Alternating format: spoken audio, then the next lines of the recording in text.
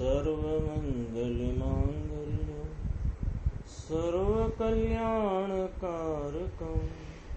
प्रधानं सर्वधर्माणां जैनं जयतु शासनम्।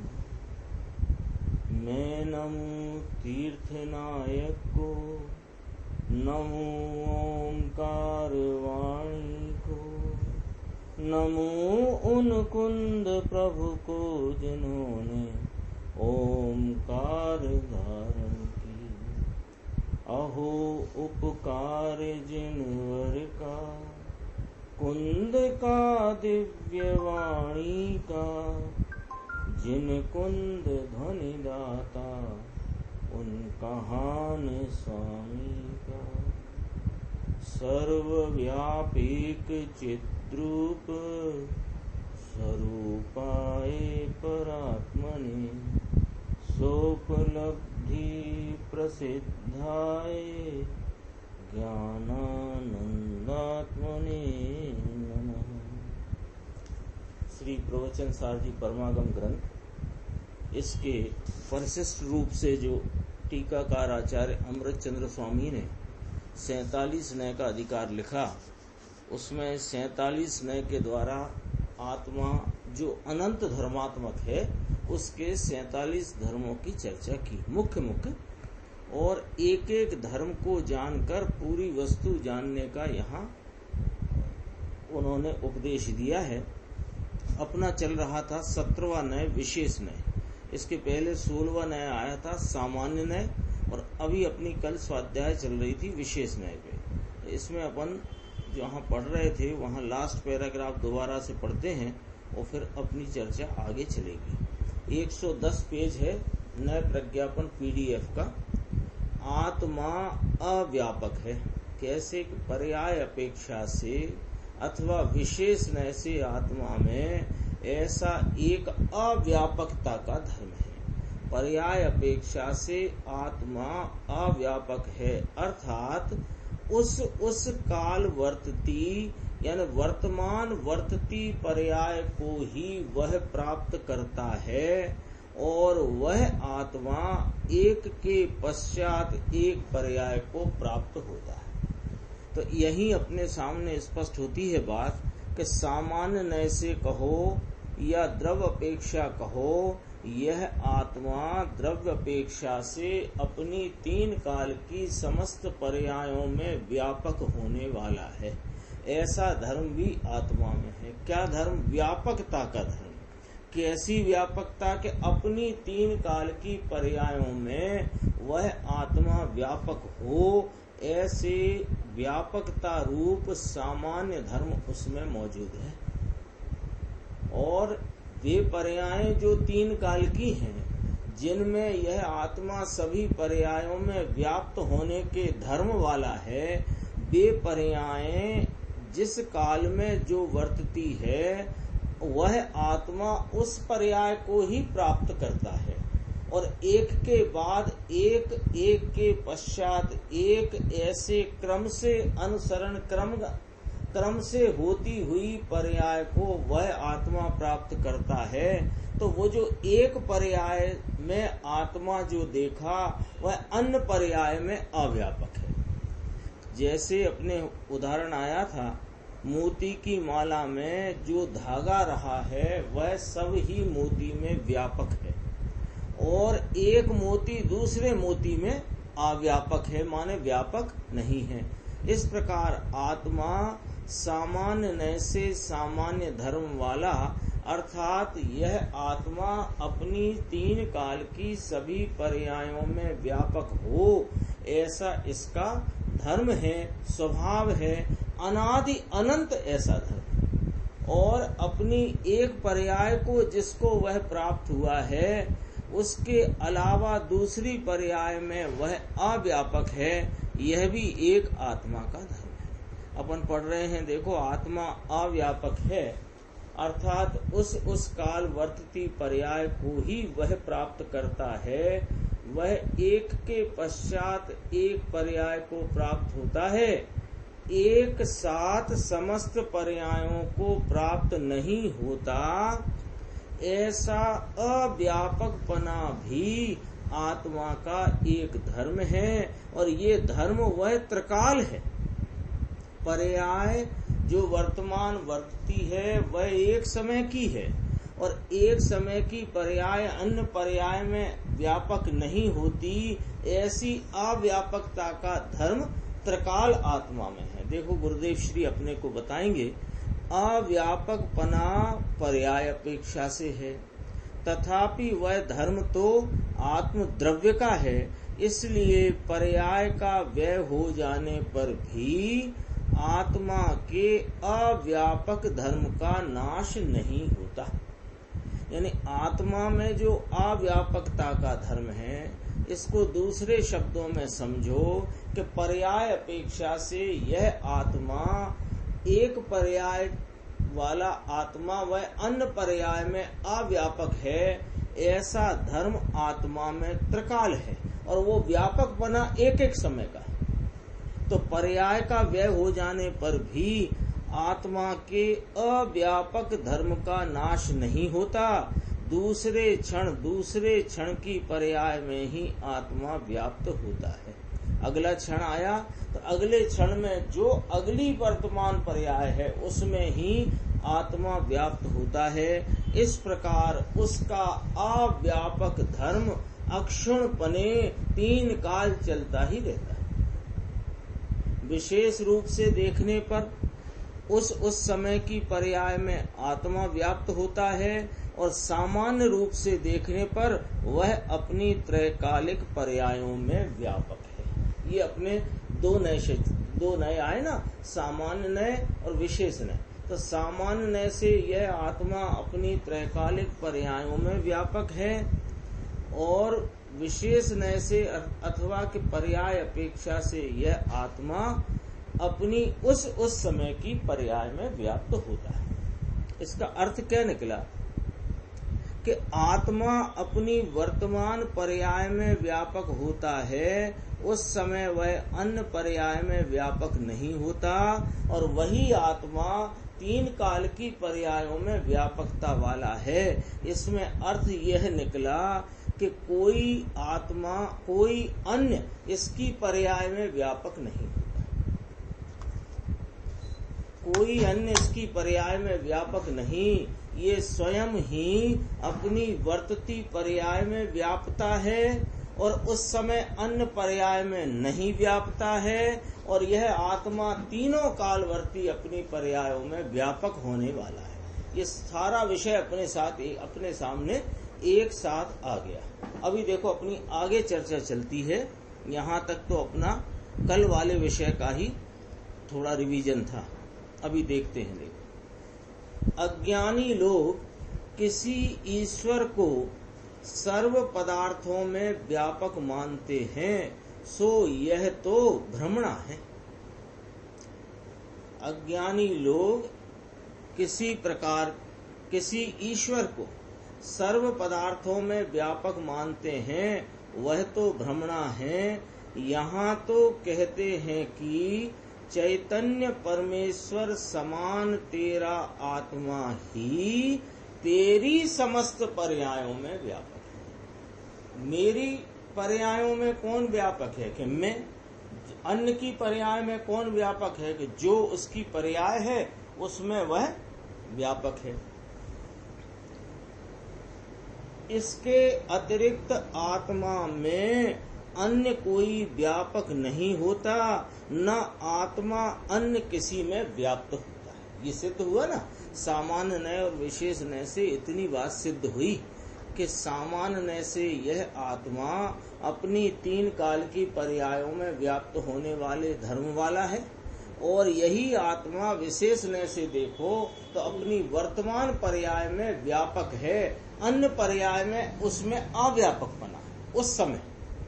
तो ये पर्याय अपेक्षा से अन्य पर्यायों में अव्यापकता, और द्रव्य अपेक्षा से वह आत्मा अपनी तीन काल की सब पर्यायों में व्यापक रहने वाला है।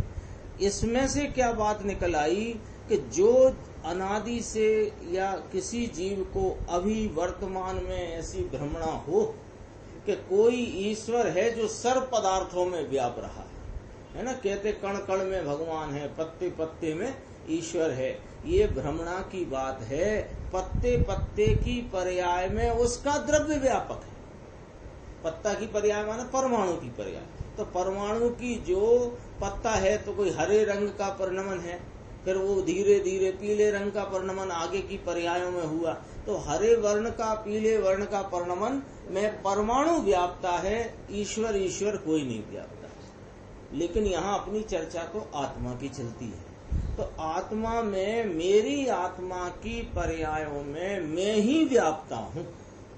मेरी पर्याय में कोई अन्य नहीं व्यापता और मैं किसी अन्य की पर्याय में नहीं व्यापता। ये बात यहाँ सिद्ध हुई। अब ऐसे अपने आत्मा का विश्वास करो। कैसे आत्मा का? कि जो अपनी पर्यायों में व्याप्त रहने वाला और अपनी अन्य पर्यायों में एक पर्याय से देखो तो वह पर्याय अन्य पर्याय में व्यापक नहीं। ऐसा मैं आत्मा अन्य में नहीं व्याप्त होता, अन्य मुझ में व्याप्त नहीं होता। ऐसा विश्वास करो, ऐसी आत्मा का विश्वास करो। तो ऐसे विश्वास पूर्वक उस आत्मा के आश्रय से तेरा कल्याण प्रकट हो जाएगा। कल्याण चाहते हैं ना? कल्याण माने अपनी परिणति में दुख का अभाव और सुख की प्राप्ति चाहते हैं। कौन नहीं चाहता? सब चाहते हैं। छैडालाकार ने तो शुरुआत ही यहाँ से की। तो सब चाहते हैं दुख का अभाव और सुख की उत्पत्ति। इसी का नाम कल्याण है। तो ये कल्याण जो चाहता है तो तेरा कल्याण गुरु से होगा, शास्त्र से होगा, देव से होगा, किसी सत्संग से होगा। ऐसी बात छोड़ दो। क्यों? कि तुम्हारी कल्याण कल्याण की पर्यायों में तुम स्वयं ही व्याप्ते हो। कोई कुदेव कुगुरु कुशास्त्र नहीं व्यापता और कोई सुदेव सुगुरु सुशास्त्र नहीं व्यापता। तो क्या करना कि सब जगह से दृष्टि हटाकर अपने द्रव्य स्वभाव पर ऐसी आत्मा को विश्वास में लेकर दृष्टि करना। तो उससे क्या होगा कि तेरा कल्याण पर्याय में प्रकट हो जाएगा। द्रव्य रूप से व्यापक और पर्याय रूप से अव्यापक, ऐसे दोनों धर्म आत्मा में एक साथ ही विद्यमान है। ऐसे सर्व धर्मों से आत्म वस्तु का निर्णय करने से समस्त विरुद्ध पक्ष अपनी मान्यता में जो अनेक विरुद्धता वाली मान्यताएं पड़के पक्ष पड़े हुए हैं उनका अभाव होता है, उनका दूर होकर ज्ञान की निर्मलता होती है। जिस प्रकार माला सर्व मोतियों में विद्यमान है, परंतु माला का एक मोती दूसरे मोती में विद्यमान नहीं है। सीधी सरल बात है। इस बात को तो कोई बालक भी आसानी से समझ सकता है। तो उसी प्रकार आत्म द्रव्य समस्त गुण पर्यायों में व्यापक है, परंतु उसकी एक पर्याय दूसरी पर्याय में व्यापक नहीं है। द्रव्य गुण त्रिकाल ज्यों के त्यों रहते हैं और पर्यायें प्रतिक्षण नवीन नवीन होती हैं। पहले क्षण अज्ञान दशा थी, दूसरे क्षण ज्ञान दशा हुई, तो वहाँ पहले की जो अज्ञान पर्याय है वह दूसरी ज्ञान पर्याय में अव्यापक है, परंतु द्रव्य तो दोनों पर्यायों में व्यापक है। 5-6 लाइन में दोनों नए का जो वास्तविक अभिप्राय तात्पर्य है वो अपने सामने आ गया कि द्रव्य गुण त्रिकाल ज्यों के त्यों रहते हैं। ऐसा द्रव्य त्रिकाल रहने वाला तीन काल कहाँ रहता है? कि अपनी वर्तमान पर्याय में। तो वह वर्तमान पर्याय में व्यापक होता है, वही द्रव्य अपनी अन्य पर्यायों में व्यापक होता है। लेकिन एक पर्याय अन्य पर्याय में व्यापक नहीं होती। जैसे एक मोती अन्य मोती में व्यापक नहीं, अपितु सब मोतियों में वह डोरा व्यापक है। तो ये अज्ञान पर्याय गई और ज्ञान पर्याय आई, तो वह अज्ञान दशा ज्ञान दशा में अव्यापक है, परंतु द्रव्य तो दोनों पर्यायों में व्यापक रहने वाला है। व्यापक हुआ था उस समय, फिर वो वही द्रव्य है ना, दूसरा द्रव्य नहीं। अब देखो इसमें क्या कहते हैं, आगे जो पैराग्राफ है। केवल ज्ञान सादी अनंत ज्यों का त्यों रहता है, परंतु उसमें से पहले समय की केवल ज्ञान पर्याय दूसरे समय की केवल ज्ञान पर्याय में व्याप्त नहीं होती। तो साहब है तो वह का वही नहीं है, ज्यों का त्यों, वैसे का वैसा है, वह का वही नहीं। केवल ज्ञान हुआ, ज्ञान आनंद आदि अनंत गुणों की पूर्णता का परिणमन हुआ। ज्ञान अपन मुख्यता से लेते हैं तो केवल ज्ञान में जो एक बार अल्पज्ञता नाश होकर पूर्ण केवल ज्ञान की प्राप्ति हुई, तो वो केवल ज्ञान आगे कब तक ऐसा चलेगा कि अनंत काल तक, और अनंत काल तक ऐसा केवल ज्ञान रहा, तो अगले क्षण भी केवल ज्ञान, उसके अगले क्षण भी केवल ज्ञान, तो वह केवल ज्ञान की दशा ज्यों की त्यों रहती है, वैसे की वैसी रहती है, लेकिन वह की वही नहीं रहती। ये किसने सिद्ध किया कि एक पर्याय अन्य पर्याय में व्यापक नहीं होती। दूसरे समय ज्यों की त्यों पर्याय होने पर भी वही की वही पर्याय नहीं है, ज्यों की त्यों तो है। एक समय की पर्याय में तीन काल को जानने का सामर्थ्य है। केवल ज्ञान है ना, तो केवल ज्ञान का एक समय में वर्तता जो परिपूर्ण ज्ञान का भाव है, उसकी सामर्थ्य किस प्रकार है कि तीन लोक तीन काल को एक क्षण में जाने, है ना। लेकिन वह केवल ज्ञान स्वयं तो एक क्षण ही टिकता है। छायक भाव को सादी अनंत कहा, लेकिन वह तो प्रवाह रूप से है। सादी अनंत कहा ना, तो छायक भाव सादी अनंत है, लेकिन वो छायक भाव छायक भाव छायक भाव छायक भाव छायक भाव छायक भाव ऐसे छायकता वाले छायक छायक छायक प्रवाह, वैसी की वैसी, परंतु उसमें पहले क्षण का छायक भाव दूसरे क्षण नहीं रहता है, और दूसरे क्षण दूसरा नवीन छायक भाव प्रकट होता है। तो पहले का छायक भाव अगले छायक भाव में अव्यापक है। इस प्रकार पर्यायों का परस्पर अव्यापकपना है, ऐसा यथार्थ निर्णय करने से क्या लाभ है।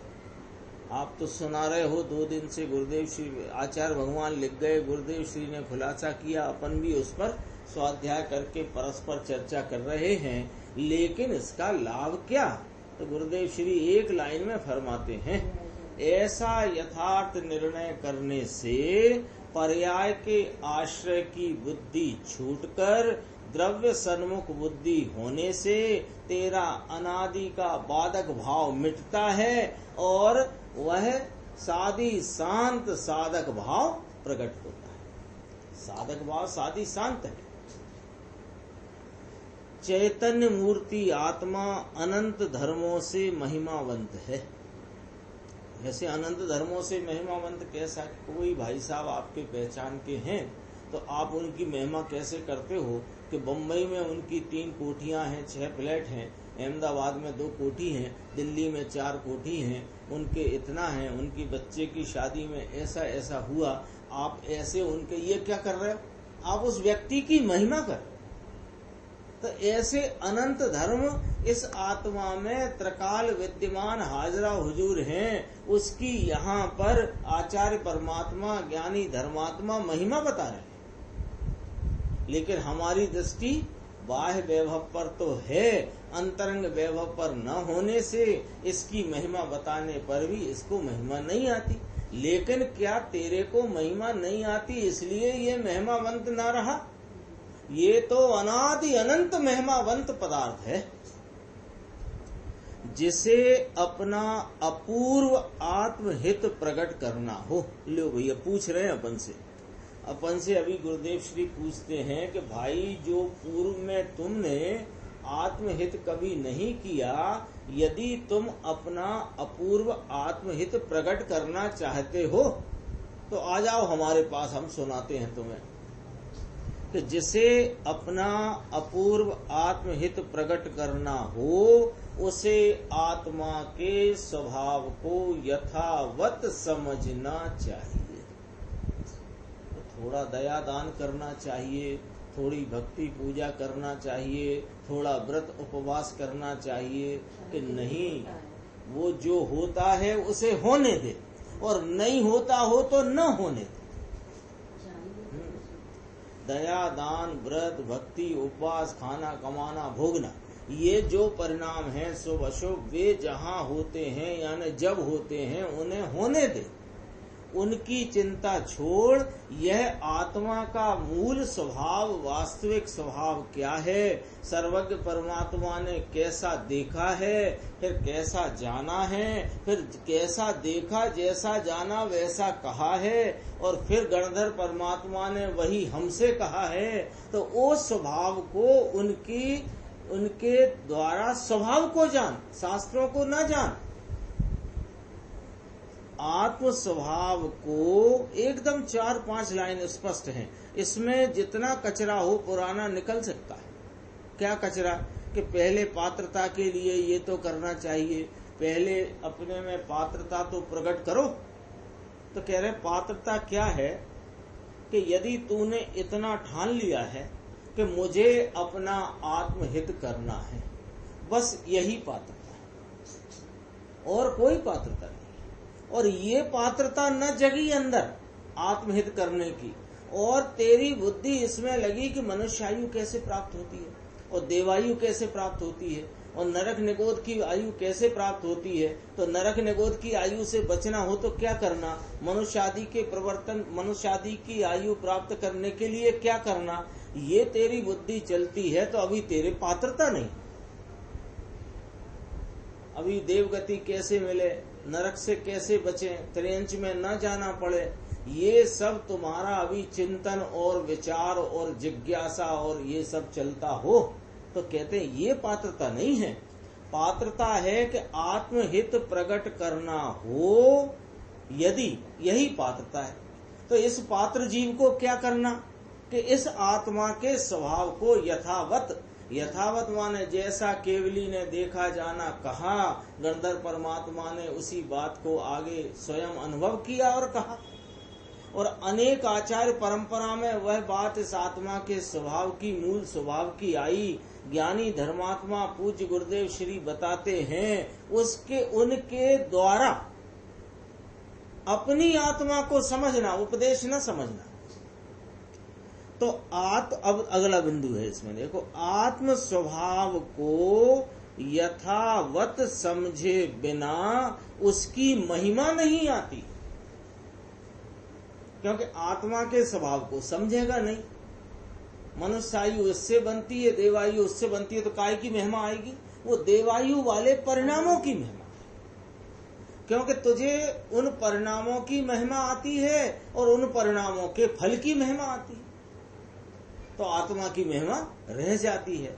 तो आत्मा के स्वभाव को यथावत समझे बिना इस आत्मा की महिमा आती नहीं, और आत्मा की महिमा आती नहीं और पर की महिमा जाती नहीं। पर में कौन है? वो कषाय की मंदता का परिणाम भी पर में है। आत्मा की महिमा आए बिना ज्ञान माने वर्तने वाला जो उपयोग भाव उसमें स्थिर नहीं होता, अर्थात कि आत्महित प्रकट नहीं होता। आत्मा को जानने से, उसके स्वरूप को पहचानने से इस आत्मा की महिमा आती है, और महिमा आती है तो उपयोग ढल करके उसका आश्रय करता है, क्योंकि रुचि अनुयायी वीर कहा है ना। तो तेरे विकल्पात्मक ज्ञान में भी महिमा किसकी चल रही है? महिमा यदि राग के एक कण की भी होगी तो वीर उधर को ढल जाता है, और यदि तेरे परिणति में, तेरे विकल्पात्मक निर्धारण वाले निर्णयात्मक ज्ञान में ये आत्म तत्व ही यदि सर्वोत्कृष्ट तुझे भाषित हुआ होगा विकल्पात्मक ज्ञान में, तो तेरा उपयोग रुचि अनिवार्य वीर वाले फार्मूले से वह परिणमन अपने स्वभाव की तरफ स्वतः हो जाएगा। इसको लाने की उतावली भी करने की जरूरत नहीं। तो करना क्या कि आत्म स्वभाव को जानना और जानकर उसकी यथावत जैसी उसकी स्वरूप है उसको पहचान कर उसकी महिमा में आना, इसको ही पात्रता कहते हैं। इसलिए आत्महित प्रकट होता है। इसलिए देखो अब क्या शब्द लिया गुरुदेव ने, इसलिए जो जीव आत्महित का कामी हो, कामी माने काम शब्द से यहाँ जो शब्द का प्रयोग है ना, कामी माने बहुत तीव्र इच्छावंत। इसके लिए धर्मदास जी छुल्लक की एक बात याद आ गई। वो कहते हैं कि जैसे कुत्ते के कान में कीड़ा पड़ जाए तो उसे चैन नहीं पड़ता, कोई क्षण चैन नहीं है ना। कोई इधर होए तो बेचैन, इधर होए तो बेचैन, आगे दौड़े तो बेचैन, खड़ा रहे तो बेचैन। तो ऐसा आत्महित का कामी हो उसे, अब देखो, सत समागम से आत्मा के स्वभाव को जानना चाहिए। ये नहीं लगा, उस इतना नहीं लिखा। इसलिए जो जीव आत्महित का कामी हो उसे सत समागम में आना चाहिए, इतना नहीं कहा। सत समागम से आत्मा के स्वभाव को जानना चाहिए। तो ये छोड़ भी सकते हो, पहले बीच वाला इधर से पढ़ सकते हैं। जो जीव आत्महित का अपने स्वरूप कल्याण का कामी हो, तीव्र इच्छावंत हो स्वरूप की प्राप्ति का, उसे आत्मा के स्वभाव को जानना चाहिए सत समागम से। ऐसा प्रत्येक आत्मा स्वतंत्र है और उसमें अनंत धर्म है। ऐसी वस्तु स्वरूप की बात जैन दर्शन के अतिरिक्त अन्यत्र तो सुनने को भी नहीं मिल सकती। सर्वज्ञ के अतिरिक्त अन्य मतवादियों ने वस्तु स्वरूप को यथार्थ नहीं जाना है। अभी आएंगे नित्य नय अनित्य नय आगे। तो ये नित्य नय अनित्य नय से ये दोनों धर्म आत्मा में एक साथ विद्यमान हैं।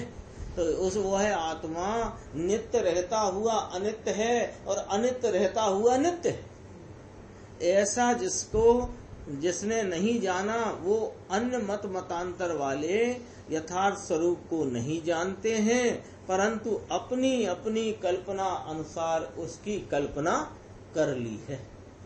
जगत में अनंत आत्मा और अनंत परमाणु स्वतंत्र स्वयं सिद्ध तत्व है। वह प्रत्येक पदार्थ एक ही समय में उत्पाद व ध्रुवता सहित है। एक ही समय में, समय भेद नहीं है।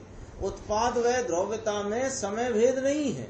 वर्तमान परिणाम उत्पाद रूप, पूर्व का परिणाम व्यय रूप। कहाँ उस उत्पाद में? पूर्व का परिणाम देखने पूर्व में न जाना। वर्तमान उत्पाद में वर्तमान व्यक्तता उत्पाद रूप और पूर्व की व्यक्तता परिणाम पर्याय दशा हालत अवस्था वह उसमें व्यय रूप। और ये कौन के जो पूर्व में था वही ये ध्रुवता एक समय में उत्पाद व ध्रुवता सहित है। प्रत्येक आत्मा असंख्य प्रदेशी और अनंत धर्मों से परिपूर्ण है। ऐसी बात सर्वज्ञ शासन के अतिरिक्त अन्य कहाँ है? अपने सामने प्रश्न है और उत्तर है कि कहीं नहीं। श्री समंत भद्राचार्य देव स्वयंभू स्तोत्र में कहते हैं कि हे जिनेन्द्र, सारा जगत प्रति समय उत्पाद व ध्रुव लक्षण वाला है। उत्पाद व ध्रुव युक्तम सत, और सत है जितने उन सब का समुदाय वो जगत है। तो कहते हैं प्रभु ऐसा जो तुम्हारा वचन है वह तुम्हारी सर्वज्ञता को घोषित करता है। ध्रुवता अपेक्षा से वस्तु नित्य है और उत्पाद व अपेक्षा से वस्तु अनित्य है। इस प्रकार एक ही वस्तु में नित्य अनित्यपना एक ही साथ विद्यमान है, लेकिन अज्ञानियों को यह बात विरोधाभास जैसी लगती है। उनकी कल्पना और उनकी विचार श्रेणी में यहाँ तक आती है बात कि जो नित्य हो वह अनित्य कैसे हो सकता है। प्रत्येक वस्तु में भाई अनंत धर्म है।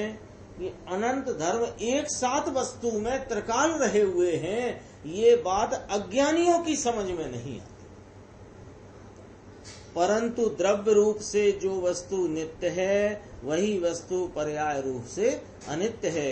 25 तोले सोना दादी अम्मा का आज वह बड़े वैसे फैंसी ज्वेलरी में कन्वर्टेड है, तो सोना तो वही है कि नहीं है दादी अम्मा का।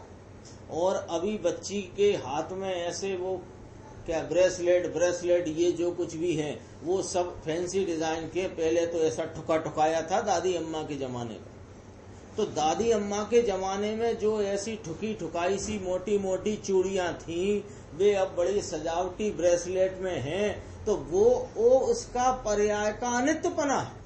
लेकिन सोना दूसरा है क्या? ये बात तो अपने घर में 2-3 पीढ़ी की दिखाई दे जाती है ना। ओह, ऐसा यथार्थ वस्तु स्वरूप समझने से ज्ञानियों को तो प्रमोद आता है।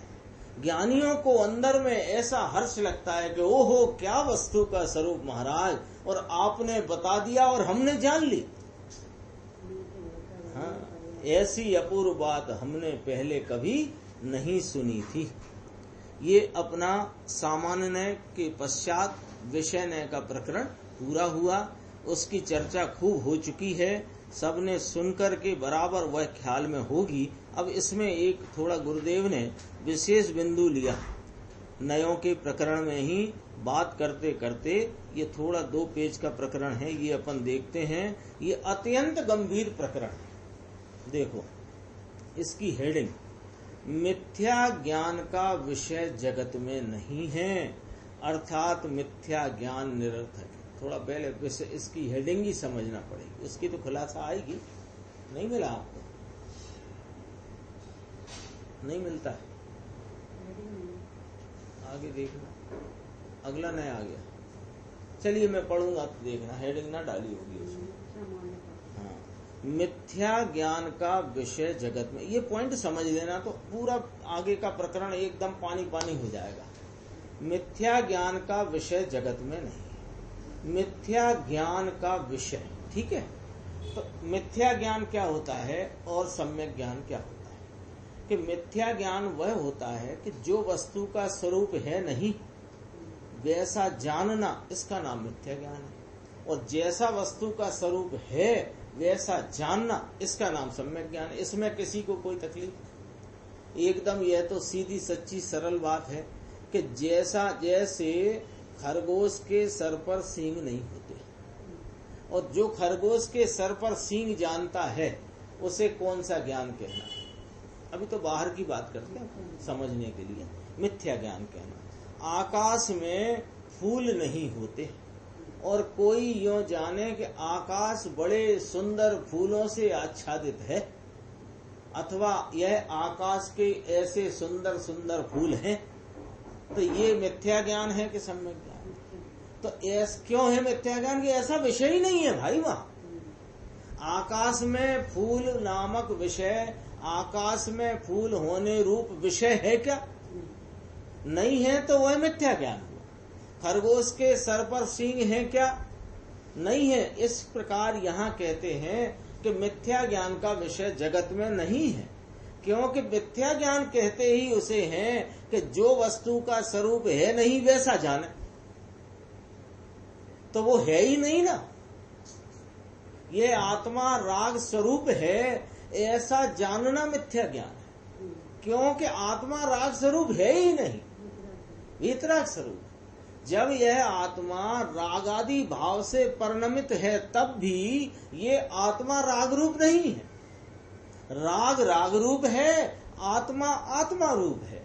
आत्मा वीतराग स्वरूप, ज्ञाता दृष्टा आनंद स्वरूप है। तो आत्मा आत्मा स्वरूप है, राग राग स्वरूप है। तो ये तथापि राग को आत्मा माना, तो ये क्या हुआ कि ये विषय ही नहीं है, विषय ही नहीं। वस्तु अर्थात मिथ्या ज्ञान निरर्थक है। निरर्थक है मान फालतू है। देखो अभी क्या कहते हैं, वस्तु एक साथ अनंत धर्मों वाली है, उसे ना मानकर वस्तु को एकांत क्षणिक माने अथवा एकांत नित्य ही माने तो वह ज्ञान मिथ्या है। कि वस्तु को एकांत क्षणिक मानता है, एक समयवर्ती। अब एक समयवर्ती तेरे जानने में क्या आ रहा है कि एक समयवर्ती है वस्तु, लेकिन वस्तु उस समय भी त्रिकालवर्ती है कि नहीं, तो तेरे ज्ञान का विषय है कोई? ज्ञान में जो तुमने विषय बनाया है वो वस्तु है ही नहीं। हाँ, वो तुम्हारी कल्पना है, वो तुम्हारी कल्पना है। ये रिमोट है टीवी का, उसका एसी का।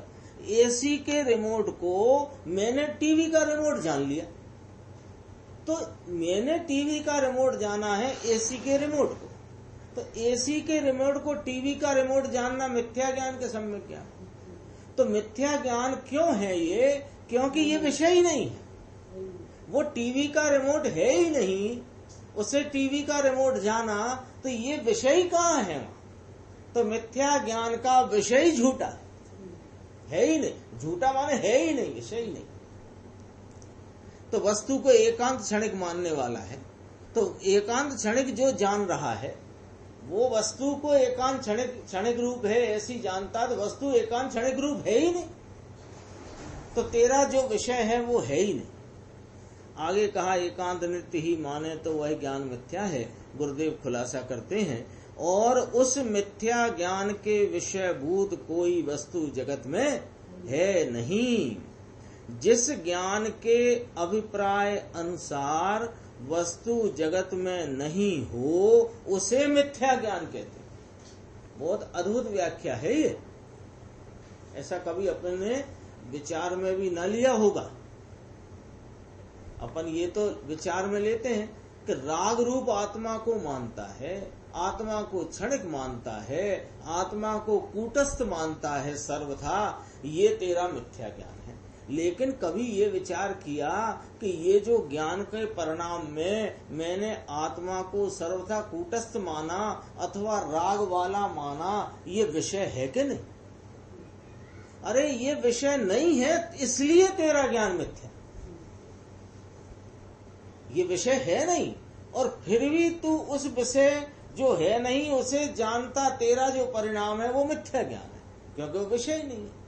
आत्मा को राग रूप जानता है, लेकिन जगत का कोई आत्मा राग रूप है ही नहीं। आत्मा को तुम मलिन जानते हो, तो जगत का कोई आत्मा मलिन है ही नहीं। तो आत्मा माने स्वभाव, आत्मा के स्वभाव को, आत्मा के का जो मूल भाव है उसको तुमने राग रूप माना, ये मिथ्या ज्ञान क्यों है कि इस प्रकार का विषय जगत में है ही नहीं। अद्भुत है कोई ये गुरुदेव का। कई बार कहते हैं आज सुबह 4:30 बजे ऐसा मगज में चला, तो मगज में चलता है उनके, और उनकी कृपा से भव्य जीवों का भला हो जाता है। वो उनका मगज की बात वो जाहिर हो जाती है। देखो ये पॉइंट पकड़ना इसमें मूल बात, कि जिस ज्ञान के अभिप्राय अनुसार वस्तु जगत में ना हो उसे मिथ्या ज्ञान कहते हैं। इधर से चलो, मिथ्या ज्ञान किसे कहते हैं कि जिस प्रकार का जानना हुआ है वैसी वस्तु ही नहीं है जगत में, इसका नाम मिथ्या ज्ञान है। जगत में पदार्थ जिस स्वरूप से सत हैं उस स्वरूप से नहीं मानकर असत कल्पना करता है, इसलिए वह ज्ञान असत है। उस मिथ्या ज्ञान का विषय अर्थात उसकी कल्पना अनुसार पदार्थ। यहां से पकड़ो, मिथ्या ज्ञान का विषय क्या? विषय ज्ञान का विषय किसे कहना? कि जो ज्ञान में जाना गया उसका नाम है विषय। तो जो तेरे ज्ञान में जाना गया, यदि वैसा विषय जगत में नहीं है तो तेरा ज्ञान मिथ्या, और जैसा तेरे ज्ञान परिणाम में जानना हुआ वैसा विषय जगत में है तो सम्यक।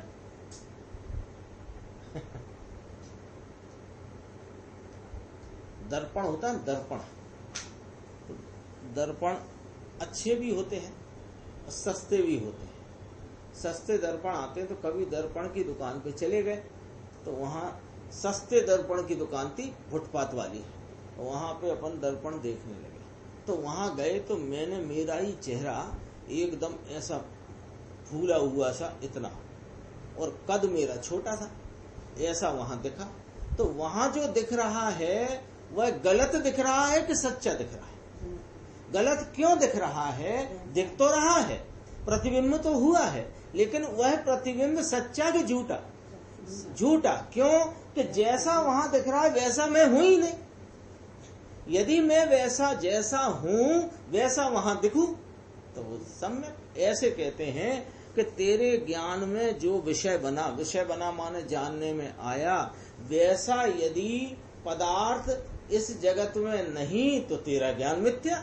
तो वह कहां से आया? कि तेरी कल्पना अनुसार वह असत पदार्थ है, वह जगत में है ही नहीं।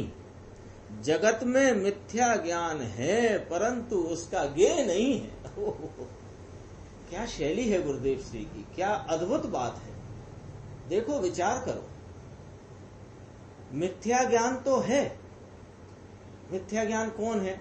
कि वह उस आत्मा की परिणति में ऐसे जानने रूप का जो परिणमन है, वह आत्मा के द्रव्य क्षेत्र और स्वकाल है उसका। तो वह सब तो हुआ।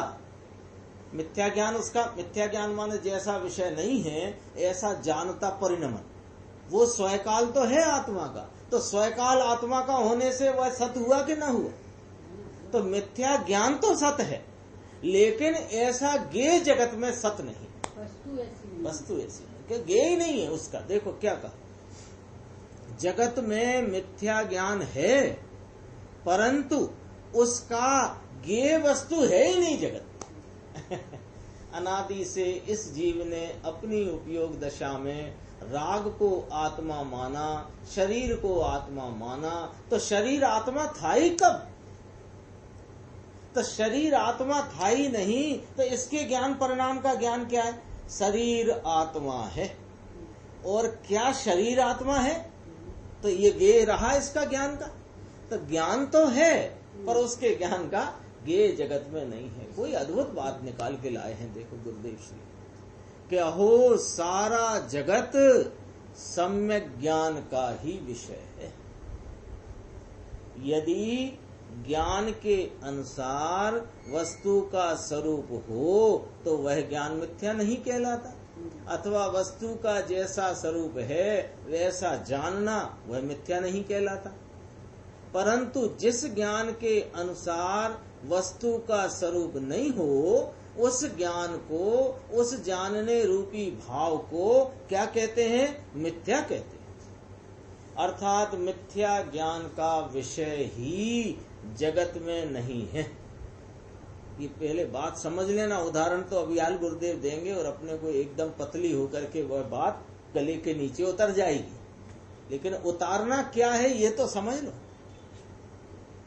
यह उतारना है अपने ख्याल में, श्रद्धा में, निर्णय में कि जगत में मिथ्या ज्ञान रूप परिणमन तो है, लेकिन मिथ्या ज्ञान का कोई ज्ञेय है ही नहीं जगत में। ये नहीं है इसलिए तो ज्ञान मिथ्या। हाँ, यही पॉइंट है, यही पॉइंट पकड़ना है। ये जैसा ज्ञेय है नहीं वैसा जानना, इसका नाम मिथ्या ज्ञान है। तो मिथ्या ज्ञान तो हो गया परिणमन में, लेकिन वैसा विषय है ही नहीं जगत में। बड़ा अद्भुत है। देखो, अभी उदाहरण देते गुरुदेव तो एकदम ये बात ऐसे समझो कि बहुत गट्ठी थी और एकदम पतली होकर के वह अपने को समझ आएगी। जैसे कोई कहे कि मैं आकाश के फूल को तोड़ता हूं, तो उसकी बात मिथ्या है, क्योंकि आकाश का फूल जगत में कोई होता ही नहीं। उसी प्रकार कोई माने कि मैं पर द्रव्य की क्रिया करता हूं, तो उसकी मान्यता भी मिथ्या है। मैंने रोटी को एकदम ऐसे फुला दिया गोल, और फिर उसमें से वो धुआं निकल गया, और फिर ये हो गया, फिर मैंने ये सब्जी, ये चीज, ये पकवान बहुत अच्छा बनाया, तो कहते हैं कि ये तेरी मान्यता मिथ्या है, क्योंकि जगत में कोई आत्मा ऐसा है नहीं जो पर द्रव्य की क्रिया कर सके। जिस प्रकार आकाश का फूल जगत में कोई वस्तु भी नहीं है, उसी प्रकार पर की क्रिया कर सके ऐसी कोई वस्तु जगत में नहीं।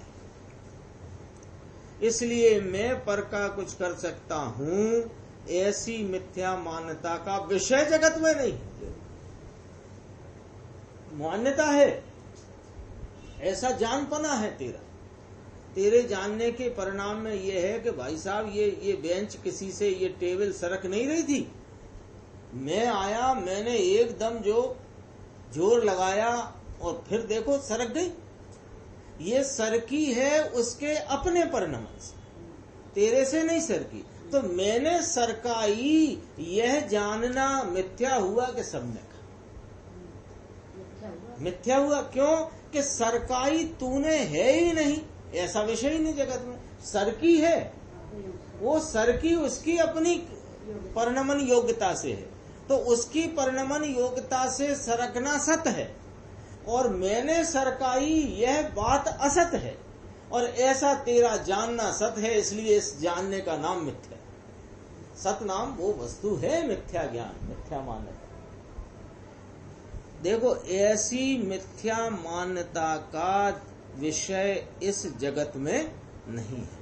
मैं उपवास कर सकता हूँ, भैया मुझे तो अभ्यास हो गया है, मैं 3 तो कर सकता हूँ आसानी से, 3 लगातार कर सकता हूँ, मुझे अभ्यास हो गया, 3 तो आराम से कर लेता हूँ, सप्तमी अष्टमी नवमी 3 कर लेता हूँ बराबर।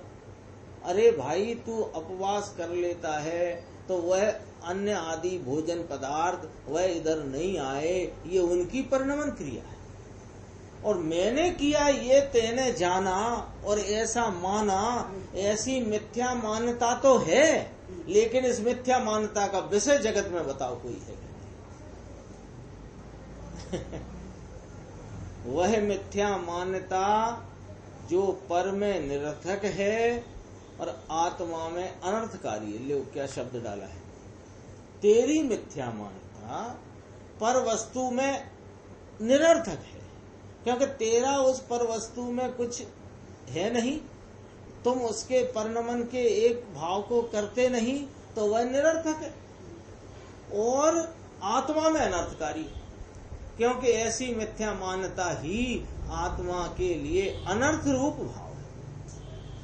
जगत में अज्ञानी का मिथ्या अभिप्राय है, परंतु उसके मिथ्या अभिप्राय अनुसार ज्ञेय पदार्थ जगत में नहीं है। तो ये विचार में लेना विषय तो अपने सामने खोल दिया गुरुदेव ने, और अपन को मंजूर भी हो गया, लेकिन ये थोड़ा विचार में लेके फिराने से वह बात और खिलावट होगी।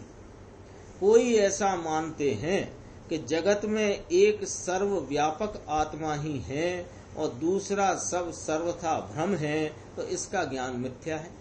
क्यों मिथ्या है? कि उसके मिथ्या ज्ञान अनुसार जगत में वस्तु स्वरूप नहीं है, यानी वह वस्तु ही नहीं है, उसका विषय ही नहीं है। कोई ऐसा मानते हैं आत्मा सर्वथा कूटस्थ नित्य ही है, तो उसका ज्ञान भी मिथ्या, क्योंकि उसकी मान्यता अनुसार सर्वथा कूटस्थ आत्मा जगत में है ही नहीं। कोई कहे, कोई ऐसा भी विचार कर सकता है कि हमने इतना तो सच्चा माना, उसने आत्मा को तो माना है, इतना तो उसका सत्य है ना कि देखो साहब, हम मानते हैं आत्मा होता है जगत में, और आत्मा सर्वथा कूटस्थ होता है, तो उसमें जो कथनचित कूटस्थ कहा, तो हमने उतना भाव तो मान लिया ना, पूरा मान लिया। उत्तर देखो इसका, उसने वास्तव में आत्मा को माना ही नहीं है। उसने जिस स्वरूप से आत्मा को माना है वैसा आत्मा जगत में है ही नहीं, सत्ता ही नहीं उसकी, और जैसा आत्मा सत्स्वरूप सत्ता धराता हुआ हयाती धरता अस्तित्व वाला है, वैसा इसने नहीं माना, नहीं जाना, इसलिए उसने आत्मा को नहीं माना है। इसी प्रकार कोई ऐसा माने आत्मा सर्वथा क्षणिक ही है, तो उसका ज्ञान भी मिथ्या है, क्योंकि उसकी मान्यता अनुसार सर्वथा क्षणिक आत्मा जगत में है ही नहीं। इस प्रकार मिथ्या ज्ञान का विषय ही जगत में नहीं है। और सुनो, कोई ऐसा माने कि पुण्य से धर्म होता है, तो उसकी मान्यता अनुसार ज्ञेय जगत में है ही नहीं, तो उसका ज्ञान क्या हुआ? मिथ्या। ये क्या बात है? समझाओ। समझते हैं अपन क्या पुण्य से धर्म होता है ऐसा कोई जानता मानता है, तो वास्तव में सर्वज्ञ देव ने जो वस्तु स्वरूप देखा उससे यदि अपन देखें तो पुण्य से धर्म होता है कि नहीं होता? कि नहीं होता। क्यों नहीं होता? पुण्य आश्रव भाव है और धर्म संवर भाव है, और आश्रव के रुकने को संवर कहते हैं। आश्रव के द्वारा संवर कहीं नहीं होता। ये सर्वज्ञ भगवान ने 7 तत्व बताए कि नहीं बताए? 6 द्रव्य 7 तत्व 9 पदार्थ बताए कि नहीं बताए ना? तो उसी में से मिलान करेंगे कि अपने मन से करेंगे? तो सर्वज्ञ भगवान ने क्या कहा कि जगत में आश्रव तत्व है और जगत में संवर तत्व है। आश्रव तत्व क्या है कि पुण्य पाप रूप परिणाम, यहाँ अपन पुण्य को लो तो पुण्य आश्रव है, और संवर आश्रव का रुकना है। संवर का तो नाम ही संवर है, संवर माने रोकना। तो किसका रुकना? कि आश्रव का रुकना। तो जिसका रुकना संवर है उससे संवर होगा, ये बात कहां से लाए? तो इसका मतलब पहली बात है कि पुण्य से धर्म होता है, अर्थात आश्रव से संवर होता है, ये बात है नहीं। और ये बात है नहीं और तुम मानते हो, इसलिए तुम्हारा ज्ञान मिथ्या है। ये विषय ही नहीं है जगत। उपादान निमित्त के संबंध में कोई ऐसा माने कि निमित्त के कारण उपादान का कार्य होता है, तो उसके ज्ञान का विषय जगत में नहीं है। यहां भी समझना पड़ेगा क्या कि उपादान किसे कहना? कि जिस कार्य की विवक्षा की जा रही है वह कार्य उपादान है, और उस कार्य की उत्पत्ति में या उत्पत्ति काल में किसी अन्य द्रव्य के परिणाम पर अनुकूलता का आरोप किया जाए। किस पर? कि जो स्वयं तो कार्य रूप परिणमित होता नहीं, ऐसे किसी अन्य द्रव्य के परिणाम पर निमित्त पने का आरोप किया जाए तो वह निमित्त है। तो उपादान में निमित्त से कार्य हुआ, ये बात सच्ची कि झूठी? यदि वह सच्ची है तो निमित्त की परिभाषा सर्वज्ञ परमात्मा ने यों क्यों बताई है कि जो स्वयं तो कार्य रूप परिणमित होता नहीं, परंतु कार्य की उत्पत्ति काल में, कार्य की उत्पत्ति में वह अनुकूल होने का आरोप जिस पे आ सके, यही है ना परिभाषा। अभी देखो, जब निमित्त से कार्य उपादान का नहीं होता, निमित्त और उपादान दो भिन्न भिन्न वस्तुओं के भिन्न भिन्न परिणाम हैं, और उस परिणाम से ये परिणाम कार्य होना मानना, ये क्या है? मिथ्या। मिथ्या है माने ऐसा विषय जगत में है नहीं, और ऐसा विषय जगत में नहीं है ऐसा जानना, ये तेरा मिथ्या ज्ञान। निमित्त के कारण उपादान का कार्य हो ऐसी कोई वस्तु ही नहीं है, इसलिए उसका ज्ञान मिथ्या है। जिस प्रकार बंध्या सुत कोई वस्तु ही नहीं। मैं अभी मिलके आया बांझ स्त्री के 2 पुत्रों से, वस्तु तो ये क्या? तो अभी किसी ने आके कहा कि वो कोई बंध्या स्त्री है, उसके 2 पुत्रों से मैं मिलके आ रहा हूं, तो सामने वाला कहेगा कि तुम झूठ बोलते हो, अथवा तुम झूठ कहते हो, झूठ जानते हो। तुमने जाना है कि ये बंध्या के सुत है, तो ऐसे होते ही नहीं। तो तुम्हारा वह ज्ञान झूठा है, क्योंकि झूठे ज्ञान का कोई विषय जगत में होता नहीं। अपन हेडिंग पढ़ेंगे अभी दोबारा से, देखो। इसलिए उसका ज्ञान मिथ्या है। जिस प्रकार बंध्या सुत कोई वस्तु ही नहीं है, उसी प्रकार जगत में मिथ्या ज्ञान का विषय ही नहीं है, अर्थात मिथ्या ज्ञान निरर्थक है। आत्मा अनंत धर्मों के पिंड स्वरूप है, यह सम्यक ज्ञान का विषय। क्यों कि ऐसा है, अनंत धर्म के पिंड स्वरूप आत्मा को जाने बिना सम्यक ज्ञान नहीं होता। अनंत धर्म स्वरूप आत्मा को बतलाने के लिए आचार्य देव ने यहाँ 47 नयों से आत्मा का वर्णन किया। उनमें 17 नयों का विवेचन आ गया है। अब नित्य नय और अनित्य नय से आत्मा का वर्णन चलेगा। ये इसकी हेडिंग है, अपन इसलिए दोबारा पढ़ रहे हैं कि ये हेडिंग वाला जो पॉइंट है ख्याल में रह जाए, याद हो जाए माने ख्याल में रहे। मिथ्या ज्ञान का विषय जगत में नहीं है, इसलिए मिथ्या ज्ञान निरर्थक है। ये इसका विषय था। अपन 18वां नय बस पढ़ते ही हैं, स्वाध्याय उसकी अपन आगे कल करेंगे। 18वें नंबर का नय है इस क्रम में, जिसका नाम है नित्य नय। बहुत अच्छा उदाहरण आचार्य परमात्मा फरमाते हैं, नित्य नयेन नटवत अवस्थाई। क्या कहा? आत्म द्रव्य नित्य नय से नट की भांति अवस्थाई है, अर्थात आत्मा नित्य नय से नित्य स्थायी है। जैसे राम रावण रूप अनेक अनित्य स्वांग धारण करता हुआ भी नट तो वह का वही है।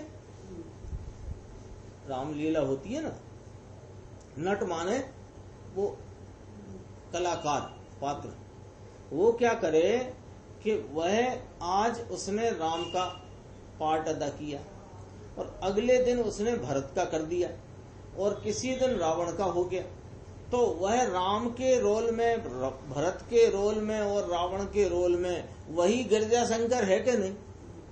दूसरा तो नहीं। वही गिरजा शंकर राम, वही गिरजा शंकर लक्ष्मण, वही गिरजा शंकर रावण। तो राम भरत लक्ष्मण रावण रूप अवस्थाओं में रहने वाला वही है। ऐसे यह आत्मा नित्य नय से अनेक प्रकार की अवस्थाओं में वर्तता हुआ वह का वही रहता है।